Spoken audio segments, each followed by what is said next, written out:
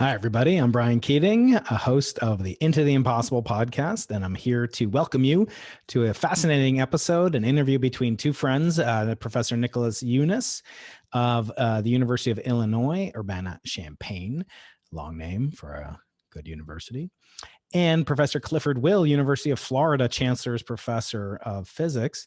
These are two gentlemen who've written a wonderful book called Is Einstein Still Right?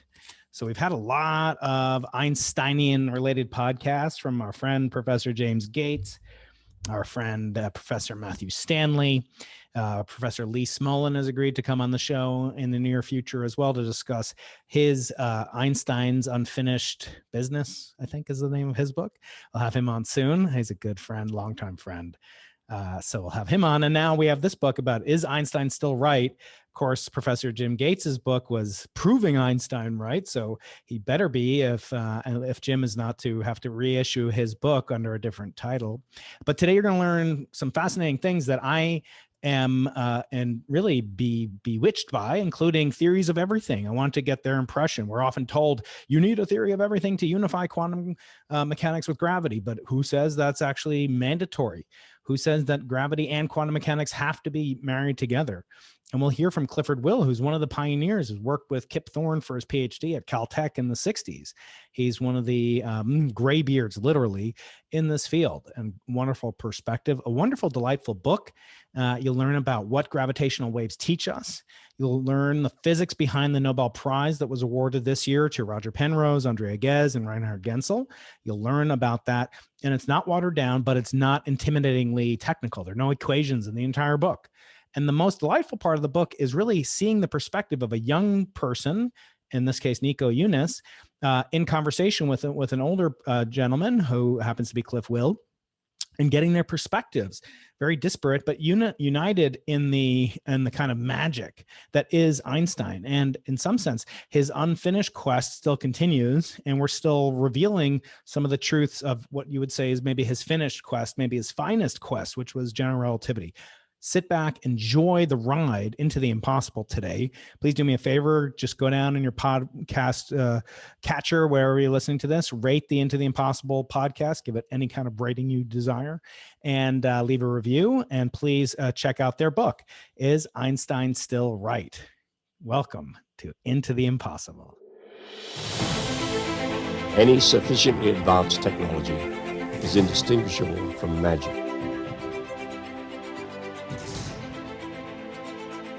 Welcome, everybody, to this edition of Pandemic Podcasting as part of the Arthur C. Clarke Center for Human Imagination. I am your fearful host, Professor Brian Keating, co-director of the Arthur C. Clarke Center for Human Imagination.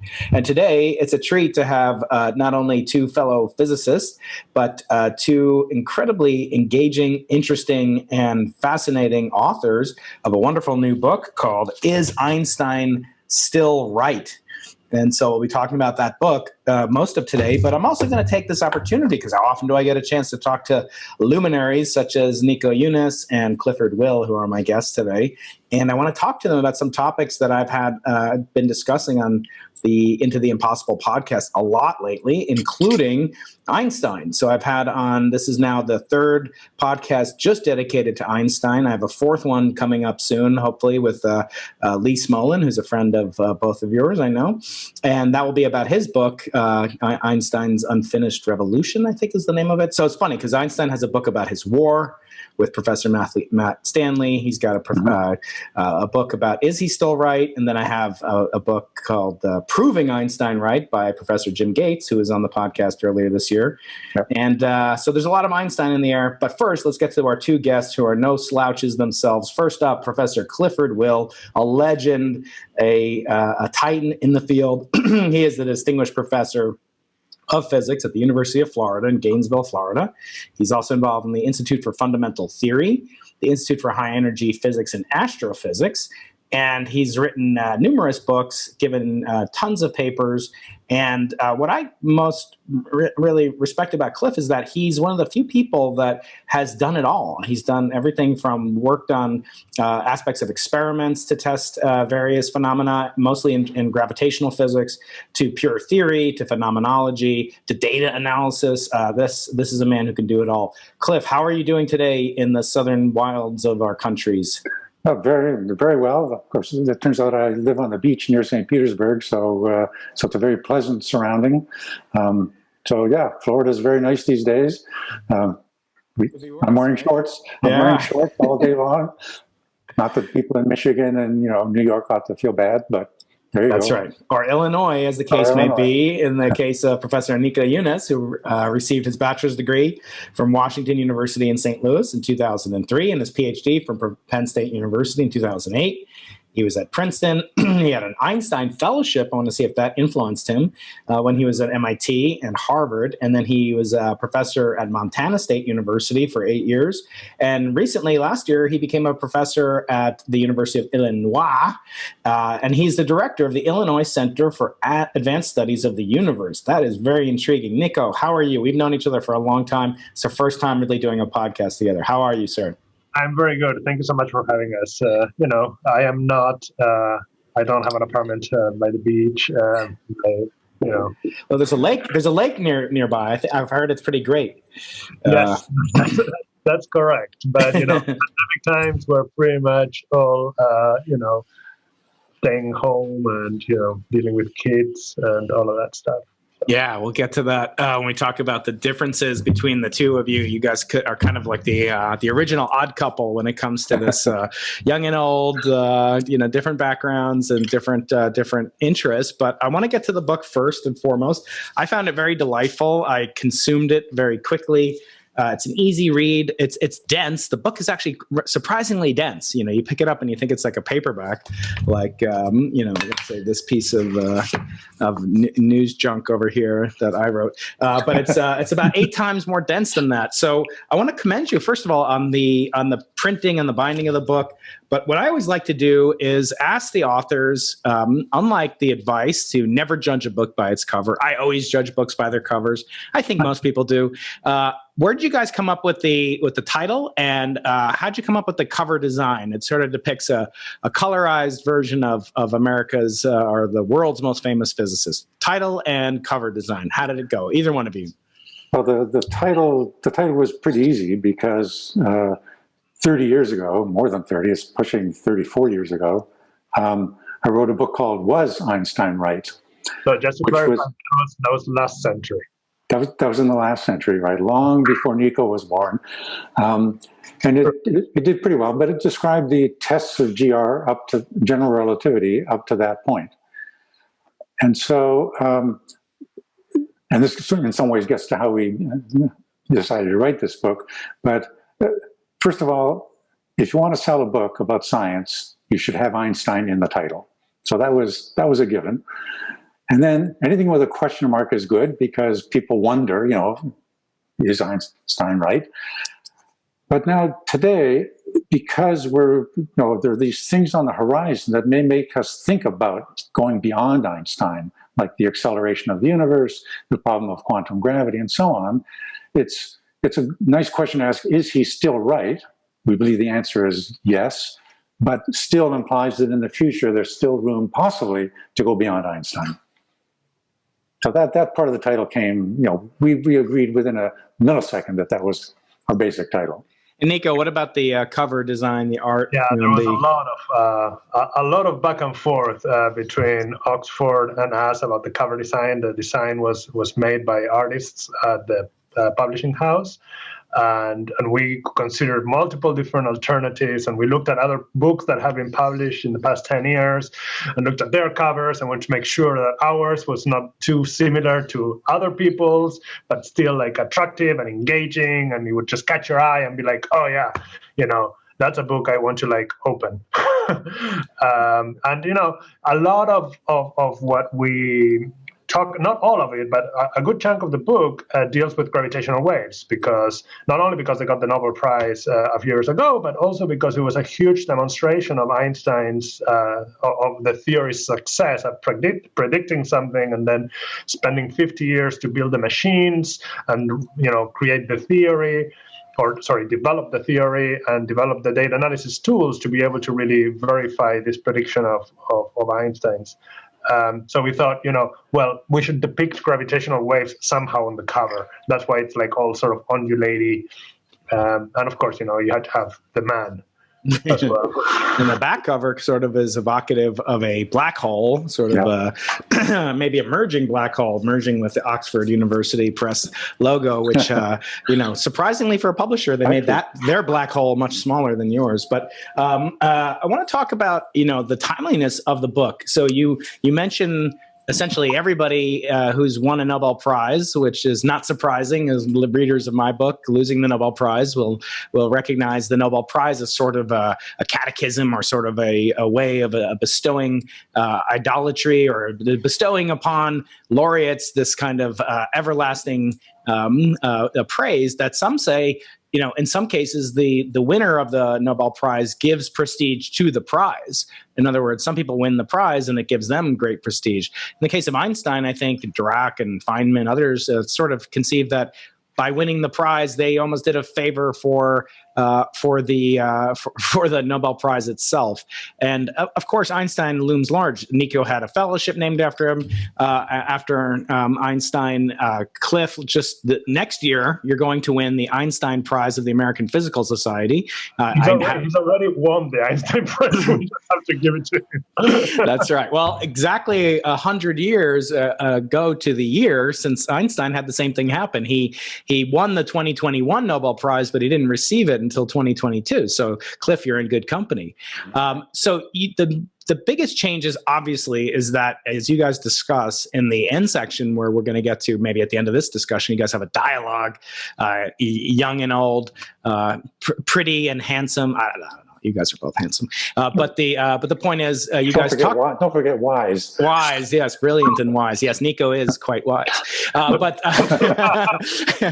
the changes that you've seen, Cliff. Let's talk about that. Starting as a young graduate student, meeting folks like you talk about, Kip Thorne, who is to become a Nobelist himself. What do you attribute this massive increase in testing something which Einstein himself, correct me if I'm wrong, he never thought any of the gravitational lensing was an oddity, gravitational waves had never been detected. So he got a lot of things wrong, right? Well, I mean, wrong, but it was right for his time. The technology in his day didn't exist at all to see some of the things he calculated. I mean, we now know that gravitational lenses exist. Light can be bent by distant galaxies. But in Einstein's day, it was not known that there were galaxies outside the Milky Way. So, based on what he knew, he did the best he could.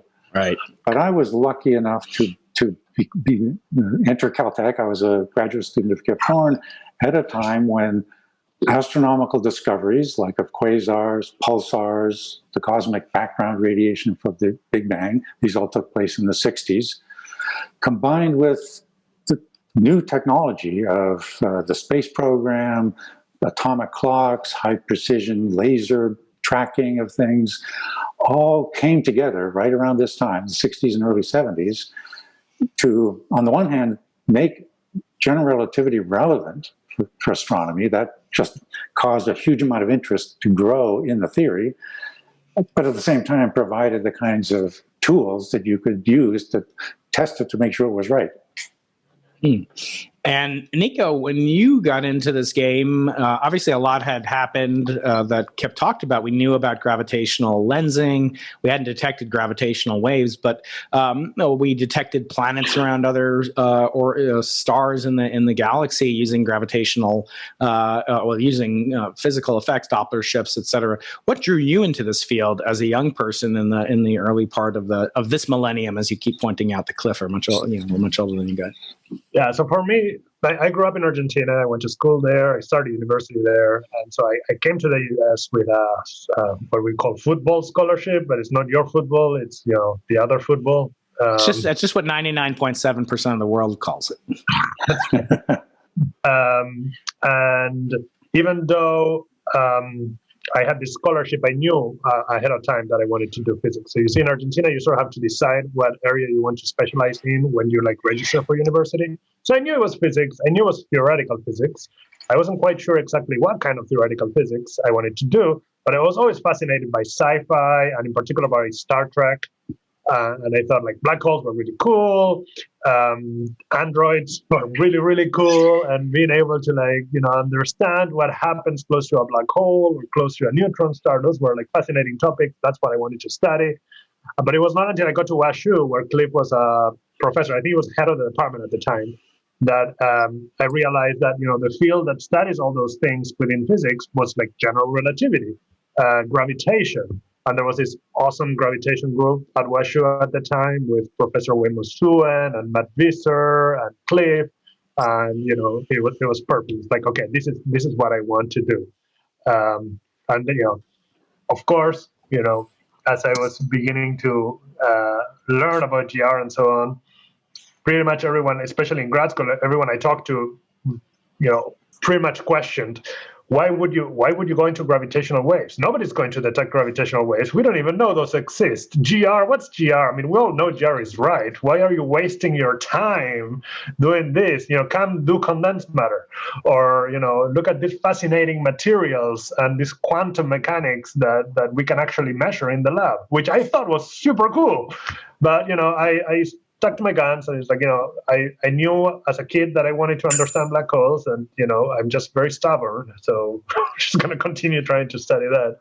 And it paid off by some sort of miracle. When I was a grad student, Pretorius succeeded in completing the first numerical simulation of two merging black holes. So you could see how two black holes, if you evolve the Einstein equations on clusters of supercomputers for many, many weeks, sometimes months, you could see visualizations of these black holes spiraling into each other and colliding and forming a very distorted monster that would just bring down and then settle to a stationary black hole. And you could see all these gravitational waves. And that was a huge break. That was the biggest breakthrough I had seen at that time.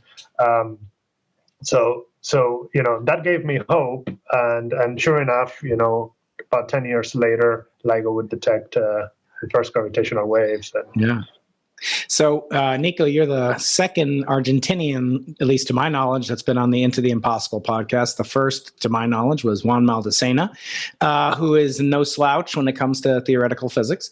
And he and I had a wonderful conversation a couple of weeks ago about wormholes and other exotic features of quantum mechanics married with general relativity. And you guys mentioned this a lot in your book, and I can't resist because I have an interest in things such as the theories of everything. I want to ask you, why is it important that there be a theory of everything? And either one of you guys can answer this question, not just Argentinians.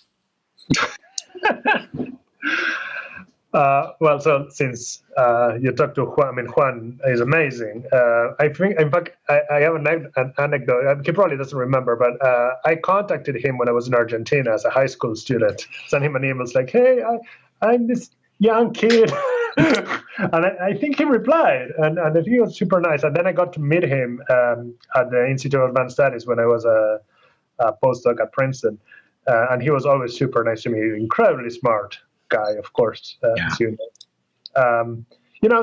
So why do we want a theory of everything?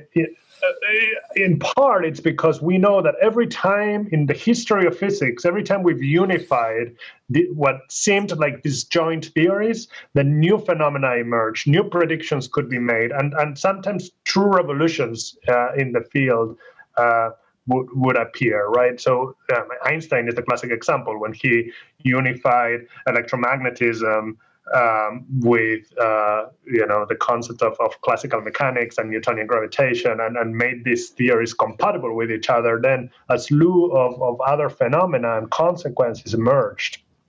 And so in some sense, the hope is that something like that will also occur, that by unifying quantum mechanics with relativity, we'll get a deeper understanding of the cosmos, and new phenomena will be predicted, that we will be able to observe. Maybe new technology will have to be built in order to make those measurements and push engineering forward as well.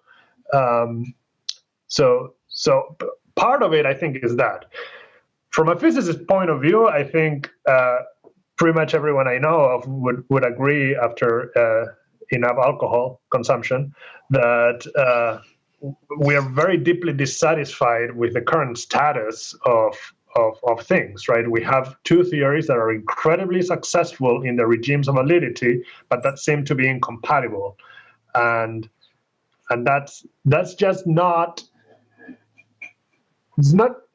It's not fulfilling. It just makes you think that there's something else that we're missing. There's a piece of the puzzle. It's like we're trying to put this puzzle together, this jigsaw puzzle, but somebody has removed some of the pieces. But you know there should be a piece right here, but you just can't find it on the table. It's like your little 6-year-old just took 6 or 7 pieces away from the table, and now you're going crazy trying to figure out what should go there. All right. Yeah, but the hardest puzzles are the ones that have no pictures on the front, right? So, Cliff, is there any guarantee that there needs to be a theory of everything? I mean, we'd all like it. It'd be pretty. It'd be beautiful. But we know that many of our desires in life are unfulfilled. I wanted to be in a corn maze this weekend with Nico, but I can't do it. So in what sense are we, maybe pursuing a fool's errand, that there may not be a theory of everything? Well, I mean, I think that is certainly a possibility. I mean, this desire for unification is a human desire, and it's not clear that nature actually follows what humans want. I mean, so while I respect the desire, and in some ways I'm fascinated by it, I'm totally open to the idea that it's possible that there is no quantum theory of gravity. There doesn't need to be, and that these two fundamental theories, quantum mechanics and GR, are always going to be incompatible with each other. They'll be friendly, and they'll socially distance and communicate with each other at some level, but they're never going to just totally get it together. So I'm open to that idea, although I'm certainly respect the people who want to work on it. To me, the big problem is, and since I'm, as you mentioned, so heavily embedded in the idea of experiments, although I don't do experiments, nobody ever allows me in their lab because it's usually a disaster. But the idea of experiment I view as so important. And even the practitioners of these unified theories in quantum gravity admit that it's very difficult to conceive of experiments that could actually tell you whether any of these ideas are correct, or which ideas are correct, which ones are incorrect. The experiments are, for the most part, out of the realm of what we could conceivably perform. And so that, to me, gets to another issue of what is a scientific decision then if you can't really verify something experimentally. So there's that part of it swirling around too when you discuss theories of everything. But as the great sage physicist Yogi Berra once said, it's very tough to make predictions, especially about the future. And, Einstein thought that this calculation, I think there was a Mr. Mandel or somebody who came to him asking about a little calculation having to do with bending of light, by gravitational lensing, what we call weak lensing nowadays. And he didn't think much of it. I love the way that his little note to the editor of Nature, is basically published, accepted on site. But he also died without, achieving this unification that we desired. And I want to keep going on the theory of everything just for one more minute, because it's not so often I get to speak to a genius such as yourself, Nico. No, for both of you guys. You're picking on me. No. Cliff or Nico, usually the standard, and I've read about a half a dozen of these books in the last year that say, well, because, there are singularities at the center of black holes and that the universe began with a singularity, there must be a unification of gravity with quantum mechanics because we can't understand things at the microscopic scale, let alone the infinitesimal scale. First of all, is there any evidence for singularities at any point in the universe today, in the deep past? I mean, is there any physical evidence that one could ever get? The issue that I have is that a singularity is like an infinite. It's an infinity. It's something that doesn't exist in the physical world. There's no example of something that's infinite in the physical world. I mean, correct me if I'm wrong, except for, as Einstein once said, human stupidity, perhaps. But tell us, why is it that that's always pointed to as evidence for the need for quantum theory of gravity, the existence of singularities? I claim we don't have any evidence for singularities as yet, physical evidence. All right. I mean, from one point of view, the one class of singularities that appear inside black holes, we actually can never get evidence of such singularities because whatever garbage might come out of that singularity is always hidden inside the event horizon and will never affect the outside world. So to someone who's skeptical of these ideas, that's one answer. They're there, sure, but nobody ever has to worry about them because they're always behind an event horizon. I mean, you could have evidence, right? I mean, we could just throw Brian into the black hole and let him. Well, that's true, and let him. No, you can't destroy infinite amounts of intelligence. It's impossible. But the other black hole, the other singularity, in some ways is more significant. I mean, obviously the universe started from an incredibly state of very high density, very tight compaction of everything. Classical general relativity says that actually has to be a space-time singularity. Everything really has to be infinite. This, in fact, was one of the many things that Roger Penrose proved, along with Stephen Hawking, about the cosmic singularity if you believe standard general relativity. It literally must be infinite, no way around it. So there, I think the argument that if you want to really understand the origin of the universe, you have to bring in quantum mechanics. That argument, to me, is a little more cogent than the one about the singularities inside black holes. Interesting. And Nico, you've worked a lot with CMB probes and talk about that. Actually, that's the one bone I wanted to pick with you guys. There's very little mention of my precious B modes and primordial gravitational waves in this book. But Nico, that was on purpose. Was on purpose? Okay, you're excluding me. I knew it. You have an anti-Keating bias, a bicep bias. But I want to know, when we think about, I've often heard it said, even by my colleagues and friends who shall remain nameless, that if we detect B modes, that will be from primordial gravitational waves. That would be evidence of quantum gravity. Can you talk a little bit about that? Is that really, does that have the ring of truth, so to speak, in your opinion, that detection of primordial B modes is tantamount to detection of the quantum gravity epoch? Well, right. So there are these ideas that have been put forth about ways to try to construct something close to a quantum theory of gravity, right? So pretty much everyone has heard of string theory, although if you ask the general public, probably nobody understands what that means. And other efforts have been made as well to unify general relativity with quantum mechanics, such as, for example, loop quantum gravity, who Lee Smalling, for example, has worked a lot on, and you mentioned will be on your show later. So what a lot of these quantum theories have in common is that they predict that certain effects should be present at sufficiently high energies and at sufficiently large curvatures. And one of these effects is one that's called, or it's labeled parity violation or parity breaking. And so some people, we could go into like a long mathematical discussion that I don't want to get into about exactly what how those terms are represented at the level of the theory. But the bottom line is that some of these quantum gravitational effects should sort of percolate into observations through these B modes and through a breaking of parity that could be present in the B modes. So if you could see these B modes, then you could say something about parity violation in gravity, and then that would have to be built on top of Einstein's theory, because Einstein's theory doesn't describe that amount of parity violation. And that's important, like looking for ways to experimentally probe whether what we think of fundamental symmetries are really true symmetries of nature. That's super key, right? things like Lorentz invariance, right? That sort of led Einstein to impart to the development of special relativity and general relativity.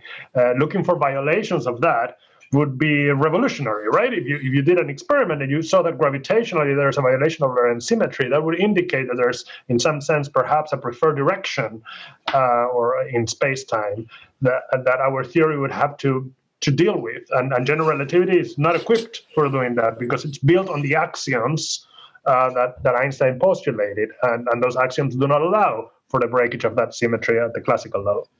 Even if that breaking is weak, for example, I had a conversation with Sean Carroll on Friday on my channel that was revolving around a claimed piece of evidence for cosmic birefringence, so chiral behavior of the electromagnetic vacuum, consistent with adding a Lorentz and parity breaking 4-vector to the electromagnetic Lagrangian. In this case, we know it would have to be, incredibly small because we could only detect it via the traversal of photons since the last scattering surface to today, or to the Planck satellite. This is a paper by Miami and Ichiro Komatsu that Sean and I were talking about that claimed evidence for this effect, or weak evidence at this level. But is it true that if you break Lorentz invariance, we'd have to get rid of GR altogether? What if it's just a tiny bit of violation like we observe in the weak sector? We don't throw out the Maxwell's equations. Right, and that's a great point, and I think that's a point that we make in the book quite a bit. It's about the self-correcting nature of science. When you are confronted with an experiment that suggests that your previous theory is not quite right, or the predictions of your theory are not quite right, you don't just grab that theory and you throw it in the trash bin. What rather you do is you try to figure out what that theory is missing, so you can add to that theory this new interaction that would predict the new observation, or at least explain the new observation you've made, and hopefully also predict new phenomena that you can observe. So at no point, and this is essential, right? Because you want to make sure that your new theory, with these amendments that you've made, is still able to explain and predict all of the other phenomena that you've observed over the past millennia, right? So it's not like when we say Einstein's theory of general relativity proved Newton wrong, it's not that Newton's theory is completely invalid. It's not that if we are trying to calculate how projectile motion or how to launch a satellite out of Earth so that it's in orbit, it's not that we have to solve the theories of the equations of Einstein. I mean, we still, for the most part, use Newtonian mechanics, because in the regime where we're doing these experiments, Newtonian mechanics is perfectly valid. And deviations to Newtonian predictions are truly minuscule in the solar system, really hard to measure. So I don't know, Cliff, I've been talking for a long time. No, in fact, we're careful to say in various parts of the book that when we talk about possibly modifying general relativity, for example, as a possible explanation for the acceleration of the universe, the accelerated expansion of the universe, we talk about it in terms of beyond Einstein rather than overthrowing. So whatever theory you need to construct has to agree with general relativity in all the realms, and the realms are now vast, over which it's been verified to high precision. But then this theory then can do something slightly different in these other regimes, like the large-scale cosmological regime.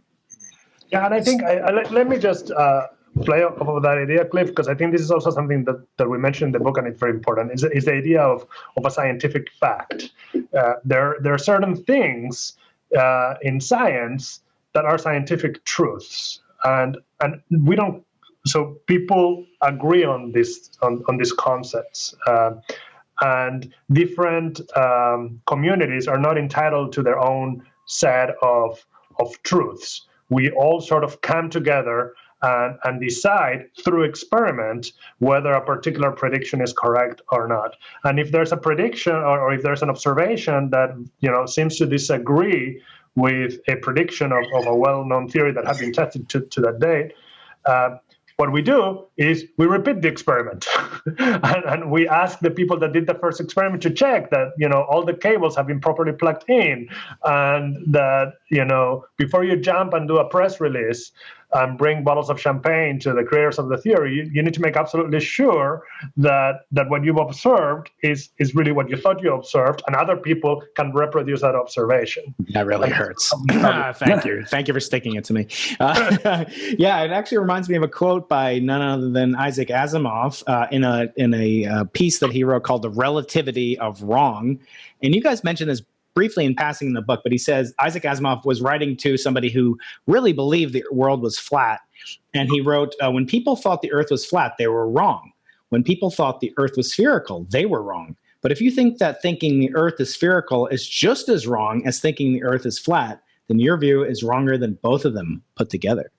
And I think that's kind of beautifully apropos of some of the things you point out in this book. What you guys are doing, what you're talking about, what we physicists are doing is incredibly hard. We're trying to test something to see if it breaks when we know it's passed test to the 10th decimal place and beyond in the case of the binary pulsar that you guys talk about. But I know Cliff provided me some slides. I want to see, Cliff, are you able to share your screen right now? And we'll go through your slide show, and then we'll wrap up with some questions about the dialogue that you guys conducted at the end of the book, which I found so delightful. So please take away the screen. Right. So is it sharing? Yes. Yep. So this is just a brief promo for the book. I'm an unabashed promoter, so I will say that the part of the book covers, it's really talk about the kinds of experiments that have been done to verify general relativity. So we talk about famous experiments like the bending of starlight, tested in 1919 by Arthur Stanley Eddington. Those were measurements that made Einstein an international celebrity. This bending has been tested many, many times recently, including by an amateur astronomer during the American eclipse of 2017, who used off-the-shelf equipment and did a better job than the astronomers in 1919 in terms of accuracy. And we talk about how the rate of time depends on where you are in a gravitational field and so on. But really, a bulk of the book talks about more recent stuff, like detecting the motions of stars near the black hole at our galactic center, which was rewarded with the Nobel Prize, part of the Nobel Prize, just a few weeks ago. We talk about the black hole shadows produced by the inventor telescope. Then we turn to gravitational waves, and we really give the full story of how gravitational waves were detected, the ins and outs, the backstory. We explain gravitational waves. We even show how to convince yourself that the gravitational waves were really detected. And then we conclude with this dialogue between the wise person and the young person. The one thing that the book has, thanks to my artistic collaborator, P. Point, his first name is Power. We have very simple line drawings. We didn't want to get fancy or exotic, but simple line drawings to try to illustrate, what's going on. We try to explain the event horizon of a black hole by talking about a swimmer swimming upstream before going over Niagara Falls. And we describe how the interferometers work in LIGO. We describe what the gravitational wave actually was doing as it approached the solar system from the south side of the solar system. Things like that. We talk about LIGO, its construction, its development. We describe the first detection, the first waves. This is almost raw data that they collected, just filtered in a minimal way, and just looking at the peaks and troughs and how they're the same in the two detectors. Anybody can convince him or herself that this was from outside the solar system. This is a wave detected from somewhere else. You just look at these peaks; they're the same. Exactly the same. They're actually about 7 milliseconds apart, but that's because of the distance between the two detectors. So we try our best to use simple language to explain these things. And for example, we also describe how as one of these stars orbited very close to the black hole at the center of our galaxy, the light from the star was reddened because of this redshift effect of Einstein. This star was only 100 times the Earth-Sun distance from the black hole. And so it was very deep in the heart of that gravity field. And so the light from that star was reddened as it reached us, and that was measured. This, of course, is an artist rendition, not real photographs. And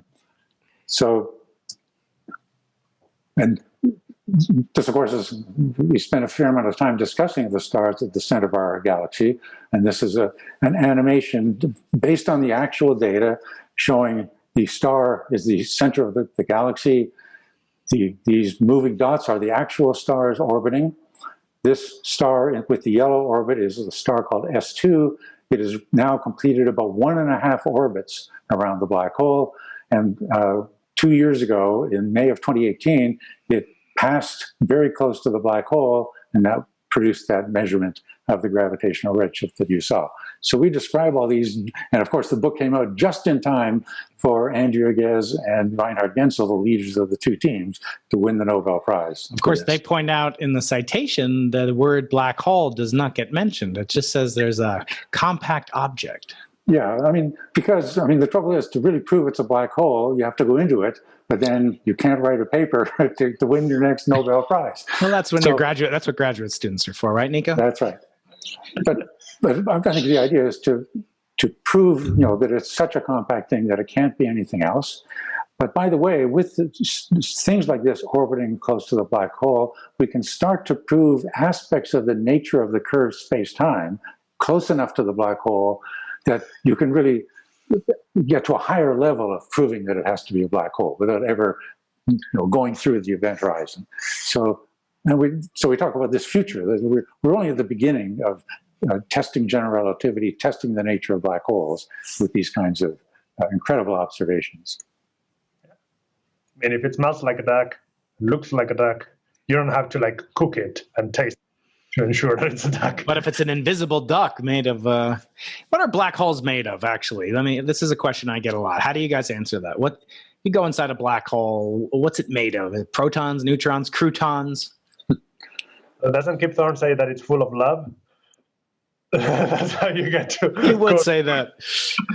and movie royalties. Good one, Will. Cliff, that's great. So black holes are formed by the collapse of matter, right? And this matter can be of all different forms. It could be gas, it could be charged particles. And so when all of this material collapses, eventually it's dense enough that an event horizon, like we call it, forms and dynamically grows to the size it's going to be and stop growing. And so inside the black hole, if the black hole is isolated, there's nothing else around it. Let's just imagine that there's no interstellar gas or anything else in the universe, just like the black hole after it's formed. Mm-hmm. Then there's really nothing inside of the black hole, except for at the very point of this, at the center, if it's not rotating, at the singularity, where all of the matter that formed it from a collapse would be located. And that's where all of the energy, the pressure, and so on are infinite, and where our classical description of space-time breaks down. What's the most fascinating aspect of GR of Einstein to you guys? Is it you guys have the first coherent description of the lens theory effect? Maybe you talk about that for a second. How do you think about that? That's sort of one of the most interesting, and it takes up a good chunk of chapter 2 or 3. I can't remember. And it took a large chunk of the U.S. Gravitational research budget from 1959 or so to just a few years ago in GP Gravity Probe B. Talk about the lens theory effect. Why is it so important? What are we interested in? And couldn't we have saved a lot of money and just given that money to Andrea Ghez, and she could have shown it using the images that you just showed? Well, this experiment is in many ways close to my heart. Yes. Because I was not directly involved in it, but I chaired an external committee on behalf of NASA to oversee aspects of the project. But first, this effect is very important for two reasons. One, it's a prediction of general relativity that literally does not exist in Newtonian theory. It really is a purely relativistic result, that a rotating body can effectively drag space and time around with it and cause forces that can affect body simply due to the rotation. This phenomenon simply doesn't exist in Newtonian theory. But in many ways, the more important reason, the interest that's attached to it, is because it undoubtedly plays a role in things like quasars and black holes at the centers of galaxies. You see these images of a bright emission from the center of a galaxy with an enormous jet coming away from the black hole, often in both directions. And then people often ask me, lay people ask, well, how can this stuff be coming out of the black hole? Once it's in, can't you ever escape? But the point is that stuff going around just outside the black hole, the swirling of ionized gas, coupled with these effects that cause space-time to be dragged around the hole the way batter is dragged by a rotating beater, that combination can produce forces on charged particles that actually repel them from the black hole. And many, many models and theories have been developed to account for these jets, and this effect plays an intrinsic role. And so this experiment to try to measure this effect precisely using the rotating Earth as the basis was, as you say, conceived in the late 1950s, began development in the roughly late 60s, and ultimately became a space program that ran in the early 2000s. So it took a very long time, almost 50 years, cost about $750 million. So it was very expensive to measure one number. And so needless to say, this experiment fell under a lot of criticism. And one of the things we do in our book is try to discuss this issue, how, as a case study, and how you make decisions about experiments and projects. How do you weigh cost versus the scientific knowledge gained? How do you deal with different communities? The astronomers wanted to cancel GPV. Physicists were more positive toward it because it was a fundamental physics experiment. So how do you balance different communities when you try to consider priorities? So we try to, for the lay reader, give a bit of a sense of how scientists struggle with justifying experiments based on cost and importance. And Nico, in terms of general relativity's next century, what are you looking forward to? What sorts of tests, what sorts of observations, what sorts of new theories might come about that might challenge you and have to do a second edition with 2 question marks, or in chess we use these exclamation points. That means brilliancy, and exclamation point and a question mark is a blunder, I guess. What are you looking forward to in the future in the aspects of relativity itself? Yeah, I think the future is super bright when it comes to this field. We're really at the dawn of a lot. That's lucky for a young guy like Nico. Everything is great. We're gonna do awesome. You just wait, Cliff. Well, I mean, yeah. So I am honestly optimistic about it, especially like now that there have been so many advances in the field, both in data analysis, in technology, in theory. So I guess there's 2 main things that I'm really looking forward to, and I think are going to be discovered or done very soon. One of them is a little bird told me that at some point B-modes would be discovered. Oh, really? That was an exclusive. That was my source said you cannot mention that on this podcast. At some point, I think we'll get a better sense of the polarization of the CMB, and I think cosmology is quite ripe for new discoveries. There are things that we don't fully understand when it comes to cosmological observations, and we attribute the adjective dark to them because we don't understand them. But that's so I think progress can be made there, and through more observations, that I think is what really going to feed this progress. It can't just be theoretical ideas. We really need guidance from observations. So cosmological observations on the CMB, I think, are going to be very interesting. And then the second thing I think is going to be super interesting is gravitational waves. And I don't just say that because that's one of the fields that I identify with, but also because LIGO just essentially turned on metaphorically speaking, yesterday, right? It's a very new experiment, and it hasn't even reached its design sensitivity, the accuracy that it was built to achieve. I always tell this story that if you build an amplifier, you don't. Well, the first time you put it together, you don't crank the volume to 15 and just let it go, right? Like you sort of. One of my kids does. But you don't get these instruments are super expensive. They're super complicated. You turn it on slowly, and you fiddle with it, and you increase its sensitivity little by little, and that's what they've been doing, and they've been doing great.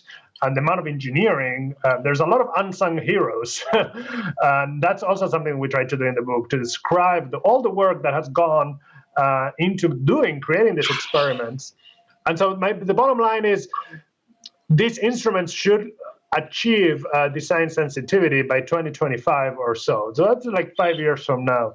And there's already plans to build the next generation of detectors, either in space through something called LISA, or through what we call third generation detectors on Earth, which may be very, very large or may be buried underground to increase their sensitivity.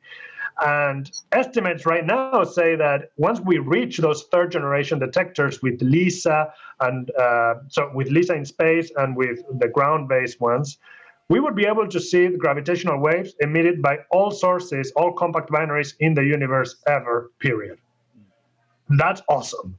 To say we can see all of neutron stars that have ever merged or will ever merge in the universe, and the amount of astrophysical information that's going to provide, it's really outstanding. From the point of view of tests of GR, there's things that we currently can't really test for because the data is just not sensitive enough, it's just not loud enough, or the systems that we've observed are not just right to test this particular effect. But as we detect millions and tens of millions of sources, and I'm talking now not in 2025, but more like 2035, 2040, then this test will really be very, very powerful. Yeah. If there's a deviation in GR, in binary mergers, and we don't see them by then, then I would say that there aren't any that we're going to be able to. So Barry Barish and Kip Thorne have agreed to come on the Into the Impossible podcast after hearing that I got you two guys on the podcast. So I will ask them whatever questions you suggest. So please send them to me. They'll be coming in the next few weeks. Hopefully we'll get those out commemorating this amazing epoch that we're in. I've heard it likened to, somebody saying, oh, what good are gravitational waves? We detected black holes, as being akin to asking, Galileo in 1610, is this telescope useful for anything besides looking at the moons of Jupiter? As if that wasn't enough. I want to conclude with Galileo, who's my hero, and he has a lot of kind of influence on my career and the way I perceive scientists and the way that we do our craft. And your book concludes with not necessarily an homage to the great maestro, as he preferred to be called. I actually asked my grad students to call me maestro, but it concludes with a dialogue of sorts. There's only two of you, not three of you, as in the famous Dialogo and the Discorsi, his two final books that Galileo wrote, which was written in Platonic style. But I was thinking as I was reading it, Cliff, if you could go back in time and advise a young Mr. Will back in the 60s when he was first attending graduate school, would you have told him to take the career path that you ended up taking, or are there other things, honestly, that young Mr. Will should have been studying besides this field? I mean, from a practical point of view, he, like most of physics, he should have been studying, solid state or condensed matter physics. That's where the jobs are, right? Plastics, if you were really interested in getting a job, it's the biggest branch of physics. It has the most applications, and so on and so forth. It's hard to answer the question with hindsight, but in many ways, how I started out was, I think, how a lot of students start out in their careers. It was just pure luck. I mean, I arrived at Caltech not knowing that Kip Thorne existed, because he was so new to the faculty. He was not listed in their brochure that they sent me. I didn't know about general relativity. I didn't learn any in my undergraduate college. It was such a new field. No one taught it. And I just happened to be, advised by some fellow Canadian students whom I knew, I was Canadian at the time, to go talk to this new professor. He's kind of weird looking and has a strange name, Kip. What is that, right? Just go talk to him and find out what he's doing. And so I did. And sort of the rest is history, as they say. So to me, it was a very contingent thing. I mean, I just really had no idea what I was doing. And I think a lot of students are that way, and they kind of fall into a good situation. And then, then they go on from there.